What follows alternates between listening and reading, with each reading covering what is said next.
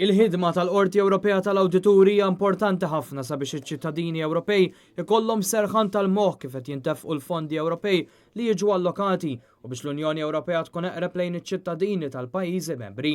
Hekk qal il-kap tal-Oppożizzjoni u tal-Partit Nazzjonalista Adrian Delija meta ltaqa' mal-membru Malti tal-Qorti Ewropea tal-Awdituri Leo Brincat waqt laqgħa li saret fid-Dar Ċentrali tal-Partit Nazzjonalista. Matul din il-laqgħa Adrian Delija ġie ppreżentat kopja tar-rapport bit-titlu A Special Report on Migration Management and Hotspots. Dan ir-rapport kien ippubblikat fil-jiem li għaddew mill-Qorti Ewropea tal-Awdituri. Il-Kummissjoni Ewropea aċċettat ir-rakkomandazzjonijiet kollha li tressqu. Il-kap tal-Partit Nazzjonalista qal li l-immigrazzjoni huwa suġġett li huwa l-iżjed diskuss u ta' tħassib fost il-Maltin u l-Awċin kif jiġdu rapporti tal-Eurobarometru u oħrajn ippubblikati fil-medja.